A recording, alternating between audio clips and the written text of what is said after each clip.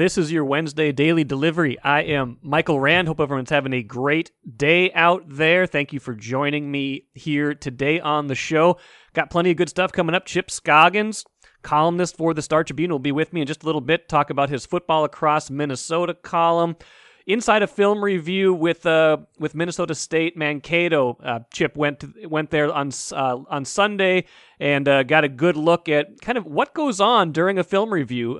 We hear coaches all the time say we got to break down the film. We got to know, we got to do that before we can really say what's what. So, Chip will help us with that and help us get a good perspective on just what goes on in that kind of situation, as well as talking a little bit about the Vikings offensive line and a little bit of Wolves and Wild. Chip is excited for the Wolves and the Wild.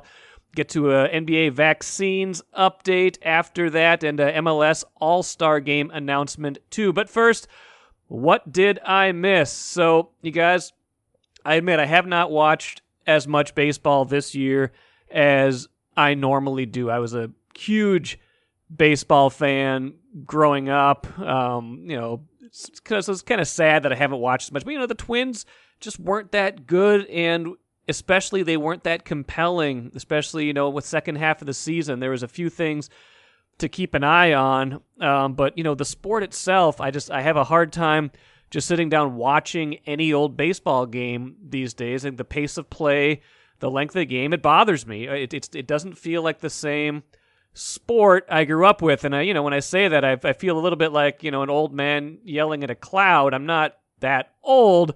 I'm oldish. I'll be 45 in a few weeks here, but it doesn't speak to me the same way. And especially when the Twins aren't as good, the team we pay the most attention to here, it's just harder to get interested in baseball. But like I said, growing up, huge baseball fan. I was a huge Atlanta fan. I've probably talked to you guys about that before. Had Dale Murphy poster on the wall. I recorded every single game on the VCR. Remember the good old VCR? Programmed it. Even when they're losing 100 games a year in the late 1980s, I'm watching every single game. I'm 12, 13 years old. I can't get enough baseball. So that is a backdrop. Yankees Red Sox 1-game playoff wild card was Tuesday, and that got me. That got me into it. It got me in. I didn't start watching right away. I saw the Red Sox were up a couple runs. I jumped into it. I think they were up 3-0 when I joined. 4 things about that game really stand out. 1, cannot believe the Red Sox took out Nathan Eovaldi in that game. He was cruising through 5. He looked absolutely unhittable. I know he got touched up a little bit in the 6th. That felt like it was going to be the turning point in the game, and it sure could have been, except for thing number 2. Yankees send the runner, Phil Nevin, third base coach. They got runner on first, 1 out. Ball smashed off the green monster.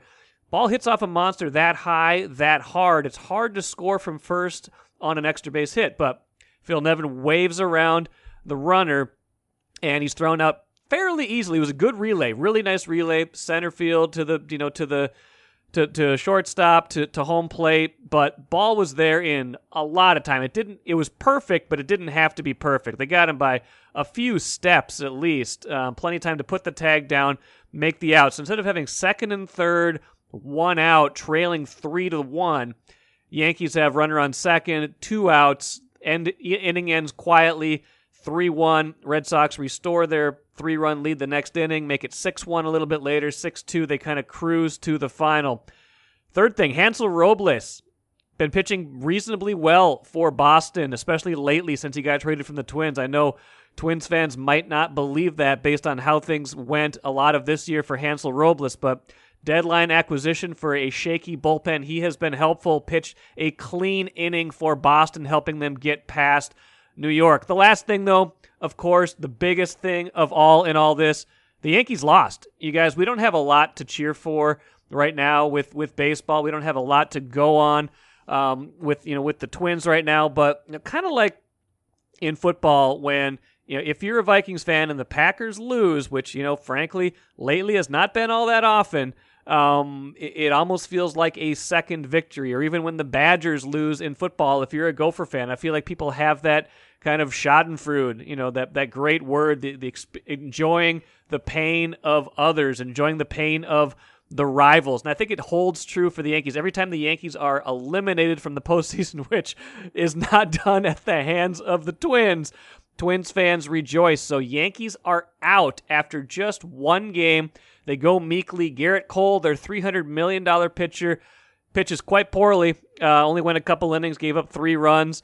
Doesn't get it done. Gets outdueled by Eovaldi.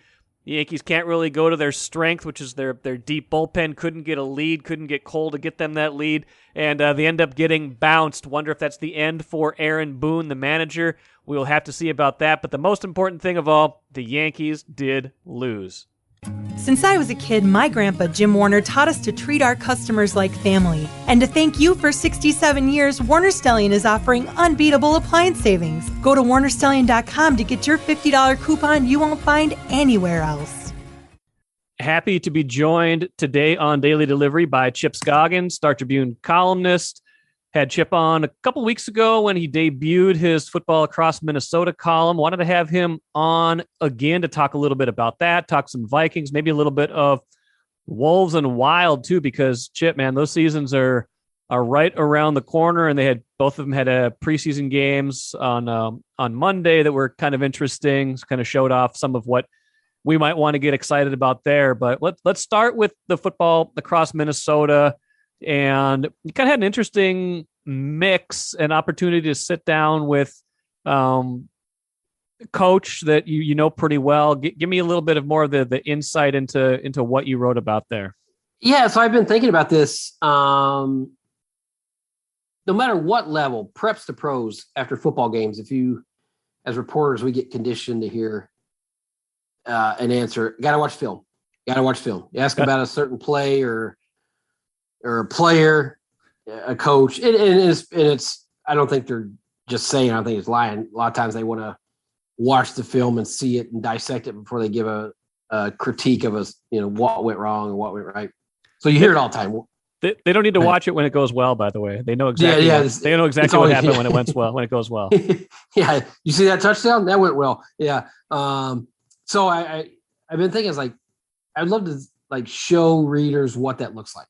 Like what all this entails. And I knew, I've known for covering football years as football coaches are incredibly detailed down to put your hand here, your lineman splits, you need to be a foot wider, just so stuff that we would probably never, you don't even think about to the untrained eye.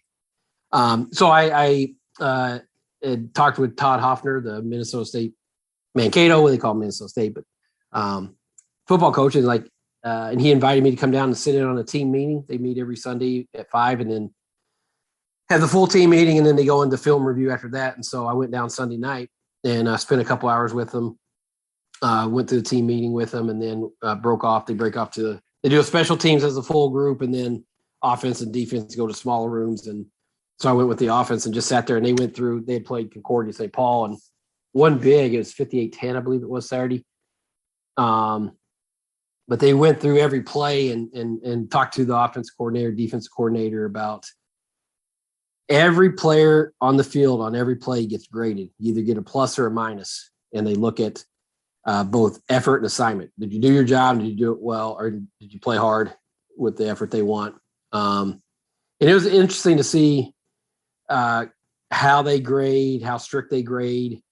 For instance, the defense coordinator said, Coach Glow said, even if you do the play right, or if the play is successful, but you don't have the right technique, or you can get a minus for it. So they're pretty strict grading because you don't want to have bad habits, right?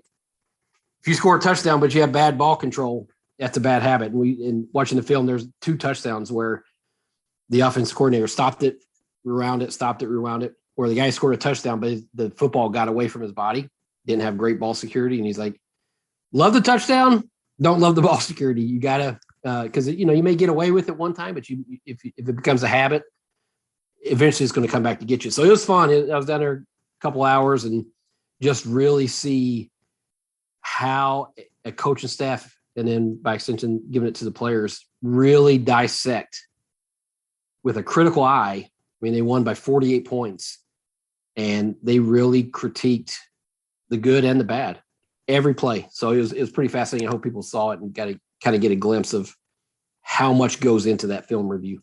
Yeah, I enjoyed it. You're right. It is one of those kind of things where it almost becomes coach speak because you hear it so much. We got to watch the film. But what does that mean? Like, I'm sure it's different if, you go into if you watch a close game where there's a lot of mistakes, like a 58-10 game, there's a lot to like, but also coaches are always going to clean things up along the way. But like I mentioned, the level of detail, were there any other things that are eye-opening about it to you? Yeah. I mean, it was, I think just the detail and it reinforced that we have no idea what we're watching versus we can see just the big picture stuff, but coaches break it down. We were in the special teams meeting and just watching the guys run down on a kickoff, how guys were not, the ball placement wasn't high enough, wasn't pinned where it was supposed to be. The lanes that they were running down, they were too narrow one. I mean, it's just, there were a couple times where there was pay attention where your hips are here, where your hands are, where your foot, see how you're stepping here. You can't step like that. The quarterback one time, his elbow got a little bit high. We would have known that. We would have seen that. But the offense coordinator saw it right there and said, "Hey, look at your elbow." And so it reinforced to me that we see, I think we watch a football game a whole lot differently than coaches do when they break it down and see just how minute and microscopic everything is.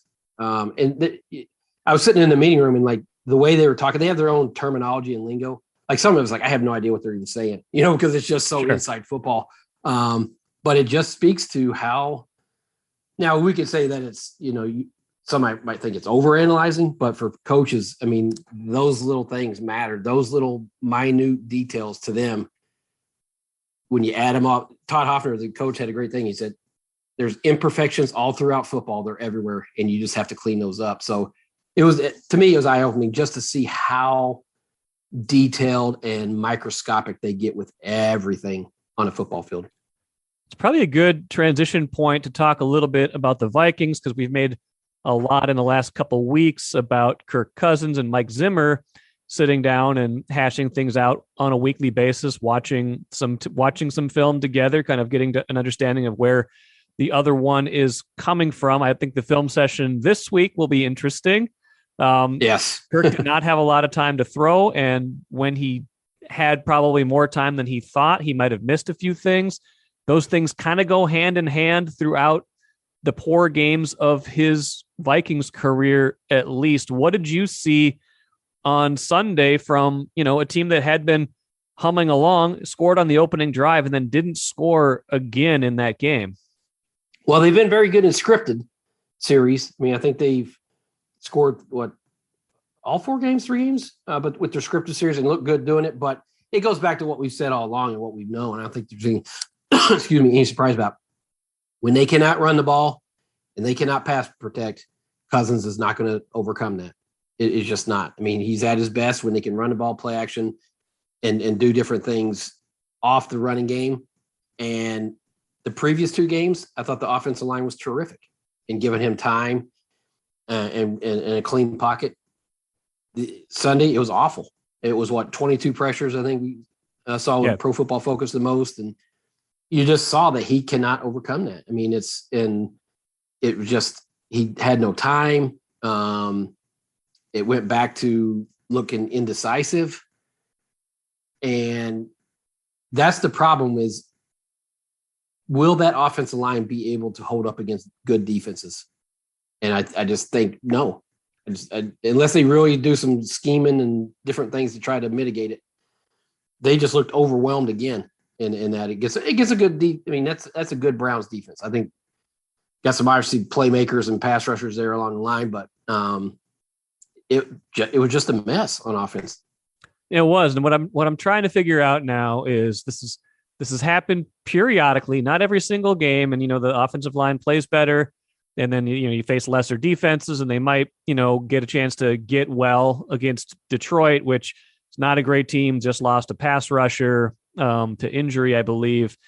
But, if you can't count on it when you need it, it's not really fixed. Now I'm trying to figure out, is this just a periodic problem like they've had against the Bears in the past, where you go against Khalil Mack? Like, I'm not saying the offensive line is good, and I'm not even saying it's average yet. What I'm trying to figure out is, like, was this a specific matchup problem for them, or is this going to keep happening more than they can afford? Yeah. Is it going to blow up more games like this, or is this a function of the Browns just being really good up front and getting pressure before? Yeah, you're trying to figure out how often are we going to see this. Yeah. And without going through and looking at the schedule and seeing where everybody ranks defensively and their defensive line, I just think it's going to happen more against good teams or against good defensive lines. And I haven't looked at them to evaluate how many more of these they have. I mean, you got Bears twice, you got Aaron Donald and the Rams. Yeah. That's no picnic. I mean, some of these teams they're going to face are probably better offensively than defensively. I don't know where the Packers defense is at necessarily, but it's that's the thing. Like and maybe Christian Darrisaw, when he's ready to play, maybe he helps, because Rashad Hill did not have a good game the other day. But it's just this persistent problem where if the offensive line has a bad game, and then Kirk Cousins, because of that, gets a little bit skittish, and then he starts to kind of duck a little, like that split second quicker, and then the things that are coming open, he's not able to hit. Well, I will say this. I don't think that line is good enough for it to be consistent. And so I think this is going to pop up more than they would like. I don't think this was just an outlier. I think it might be a thing where they have a couple good games in a row, and then a couple like this, and then maybe bounce back and play well. And then I just don't think they're good enough to be consistent, because there's good defensive lines in this NFL, and it's not like you're just going to face a run of bad defensive lines. And so they're just not good enough right now to be consistent. And then the other side is, I know there weren't a lot of points scored, but Mike, their run defense right now is not good. No, it is giving up one more yard per game. Now, it's only 4 versus 16, but it's giving up one more yard per game rushing than they averaged last year when it was a disaster. And so, and you still have, concerns about the secondary and Breland and what's going on there. I would think Dantzler's got to be the guy moving forward now, right? But I still have some concerns on the back end. And now after this week, you're going to face a run of some pretty darn good quarterbacks coming up. And so I know Zimmer's spinning it that, hey, I know good teams from bad teams and this good team. But if this is a good teams figure out how to win close games.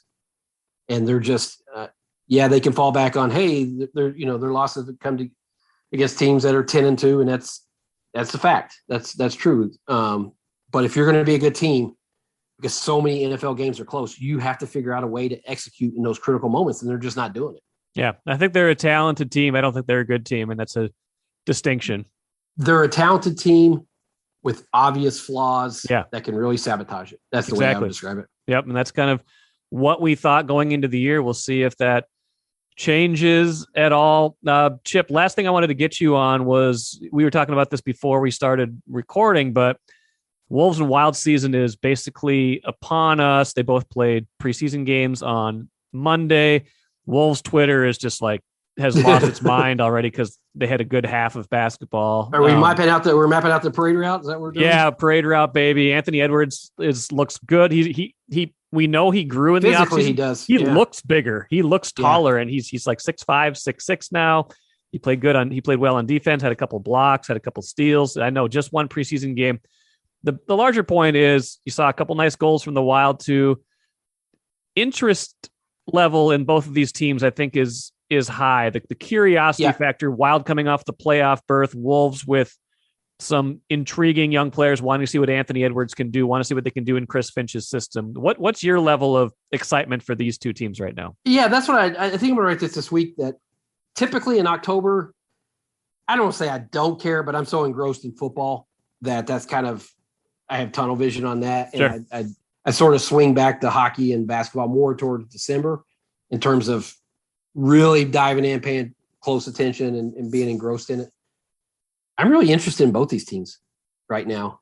Both with the Wild coming back and what they did with Kaprizov and getting him signed and Rossi and Boldy and some of the young guys they have and can they build on last year. And then obviously with the Wolves, I want to see Finch with his offense and his defense with a full training camp. I know we've heard this before from Karl-Anthony Towns about being motivated and all this, but I have to think and we've talked about this before, Mike, this is a pivot point year for him. Absolutely. In a big way for him and the organization. You have to start winning and showing this is going somewhere. And then obviously Edwards, what does the sophomore year look like? And he looks great. You're right. I mean, physically, I like what they're saying about defense, and I like what you're hearing from Finch and a couple of the steals and the run out the dunk that he had last night.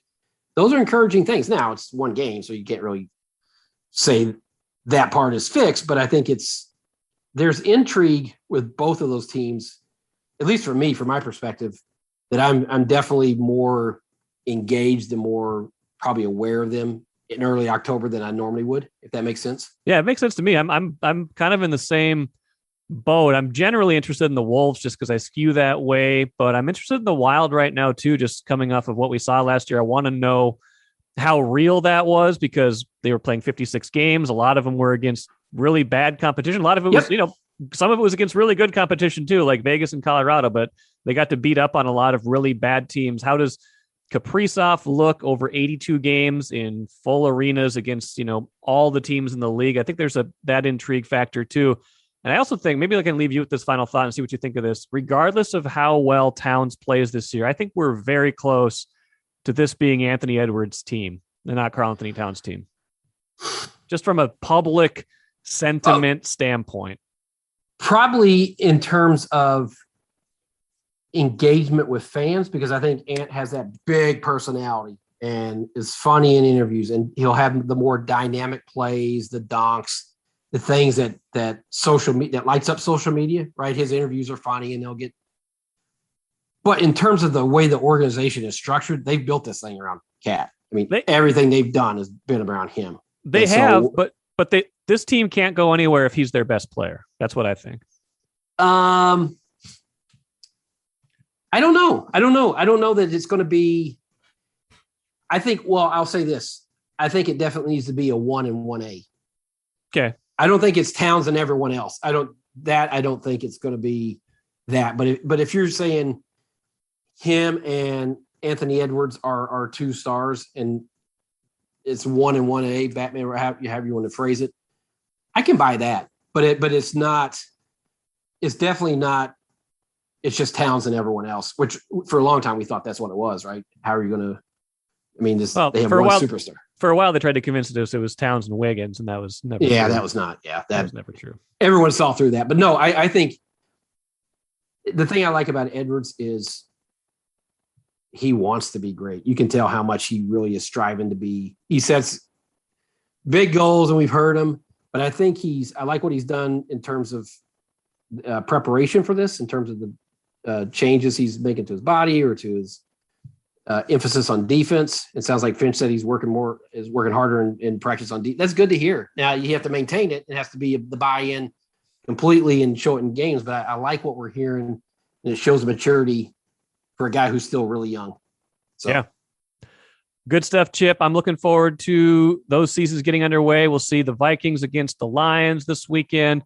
No Gophers, chance for them to get a little bit of rest, and maybe you will too. I don't know. Maybe it'll be a quieter weekend for you than usual. It is Parents' Weekend in Madison, so I will be there seeing the sun with my family. Awesome. Well, enjoy yourself, Chip. We'll do this again soon, all right? All right, brother. Thanks, man. Love talking to Chip, always. I'm glad he brought up the Wolves and the Wild, too, because I wanted to get to them this week on the show, but the seasons are still a little bit away, but I'm excited. I'm excited for this season in both regards. Like I talked to Chip about, I think, I'm trying not to get too interested in the Wolves because something always happens. It feels like we can't have nice things with the Wolves, but Anthony Edwards looked really good in that preseason game the other day. He's taller, and he looks taller. He looks bigger. He looks more physically imposing than he did just a season ago. I like some of the offseason additions. I like D'Angelo Russell's attitude right now. I think they've got some potential, but, I got to check the smoke detector batteries. My old blog commenters always joke at me that I've got to check the smoke detector batteries twice a year. That's when I get optimistic about the Wolves. And so that's a reminder to make sure those batteries are working. So I'm trying not to get too pumped up. It's just one very meaningless preseason game, but I'm excited. I'm intrigued about this team, regardless of what happened the other night. And same thing with the Wild. When the Wolves play at the Nets this year, will Kyrie Irving be on the court? Very interesting story that keeps developing. Sounds like the Nets are getting prepared to play without Kyrie Irving in home games, which sounds completely logistically impossible. And would they let him practice? Would they go somewhere else to practice? I don't know how they're going to sort this out if he doesn't get vaccinated, because that is part of the local health ordinance. Seems kind of, bonkers that he wouldn't just get vaccinated. Andrew Wiggins did it. Andrew Wiggins complained about it. Andrew Wiggins said he wished he didn't have to, which is ridiculous in and of itself, but I'm glad he did it. I wrote about that Tuesday online and in Wednesday's paper. I don't really care at the end of the day. Andrew Wiggins still doesn't get it, but at least he got it. At least he got the vaccine. At least he's in that mode now where he's going to help he's going to help his own health. I don't care what he thinks about the next 5 to 10 years. He's going to be healthier. The vaccines are safe. It's a public health good. It's at least he went and did it. I know it was for financial reasons, whatever the reason. I don't care what the reason is. He got the vaccine. At least he got the vaccine. Kyrie Irving, though, I don't know what he's up to. Is he really going to miss half of a season because he won't get a vaccine that will help him? It just doesn't seem reasonable or plausible, but then again, that is Kyrie Irving, so I'll be very interested to see how that story plays out the rest of the year, because this is unprecedented territory in that regard. Let's finish with the cooler. MLS All-Star Game officially awarded to Minnesota. Allianz getting it in 2022. That's next season. That should be tons of fun. Great venue. Should be an amazing thing. Kind of continuing our run of major events here. Of course, we had the WNBA All-Star Game a couple years ago. We had the MLB All-Star Game. We've had the NHL. We got the NHL Winter Classic coming up here. We had the Super Bowl, Final Four. Everything seems to come here. We get the big events. People love to come here, especially in the summertime. So that should be a fun one. So looking forward to that, showcasing that beautiful stadium and getting the Loons a little bit more pub in that regard. That will do it for today. I think Lavelle E. Neal III will be on Thursday's show. We are going to revisit some of our Twins predictions from 6 months ago to see just how wrong each of us were. That should be humbling and embarrassing, but I wouldn't want to do it with anybody else but Lavelle. And by the way, I'm on board with his Jorge Polanco take that he should be the shortstop. I want to talk to him about that more on Thursday's show as well. Thanks so much for joining me. Got Mark Craig coming up on Friday's show, as well as a special guest, I hope, in addition to that. Thanks so much for joining me today. We'll be back at you on Thursday.